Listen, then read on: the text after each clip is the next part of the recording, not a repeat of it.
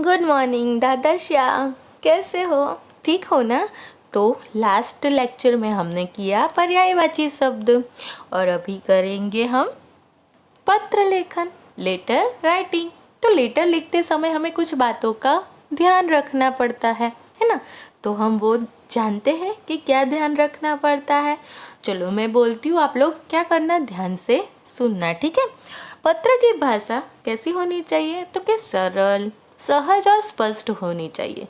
हम जिसे पत्र लिखते हैं उसको समझ तो आना चाहिए ना कि हमने क्या पत्र लिखा है। इसीलिए कैसी होनी चाहिए? सरल होनी चाहिए और स्पष्ट होनी चाहिए। पत्र में लिखे वाक्य छोटे छोटे होने चाहिए। कैसे होने चाहिए? छोटे छोटे। और कैसे होना चाहिए? अर्थपूर्ण। छोटे शब्द लिखो पर कैसे होना चाहिए? जिसका अर्थ समझ में आए, ऐसा होना चाहिए। फिर पत्र की लिखावट कैसी होनी चाहिए? साफ, सुंदर और स्पष्ट होनी चाहिए। कैसी होनी चाहिए? साफ, सुंदर और स्पष्ट होनी चाहिए। विराम चिन्हों का उचित प्रयोग होना चाहिए, राइट? फिर अब उसके बाद क्या आता है तो कि अपना एड्रेस, है ना? आप अपना एड्रेस यानी आपका एड्रेस आना चाहिए, ठीक है? पर फिर उसके बाद तिथि आनी चाहिए, पिन कोड आना चाहिए, राइट? फिर संबंध आना चाहिए कि किसे हमें लिख रहे हैं वो संबंध आना चाहिए। अभिवादन आना चाहिए। फिर पत्र लिखने का कारण होना चाहिए। फिर अन्य समाचार होना चाहिए और समाप्ति होना चाहिए। और क्या होना चाहिए? संबंध और नाम, राइट? तो हम जिसको पत्र लिख रहे हैं, है ना, हम लिख रहे हैं ना पत्र, तो यहाँ पर एड्रेस हमारा ही आएगा, ठीक है? तो आप अपना ही एड्रेस लिखना, पिन कोड भी अपना ही लिखना और डेट भी अपनी ही लिखना। तो अभी हम स्टार्ट करते हैं। किसको पत्र लिखते हैं वो? प्रवास की अनुमति पाने के लिए पिताजी को पत्र लिखो, है ना? कि प्रवास जाना है तो अनुमति तो लेनी पड़ेगी। तो अनुमति लेने के लिए पिताजी को पत्र लिखना है।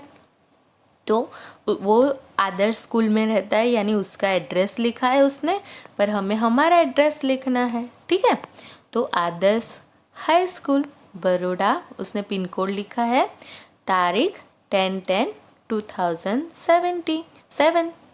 फिर पूज्य पिताजी, है ना? पिताजी को क्या बोलते हैं? पूज्य। सादर प्रणाम, क्या करना है? सादर प्रणाम। आपका पत्र मिला, यह जानकर खुशी हुई कि आप सभी आनंद से हैं। आप मेरी जरा भी चिंता न करें। फिर सेकंड, आपको सूचित करते हुए मुझे खुशी हो रही है कि हमारी कक्षा के सभी विद्यार्थी अगले महीने की 1 तारीख को अजंता इलोरा की गुफा देखने जाने वाले हैं। मैं भी उस प्रवास में सम्मिलित होना चाहता हूँ। स्कूल बस की व्यवस्था की गई है। इस प्रवास में प्रत्येक विद्यार्थी पर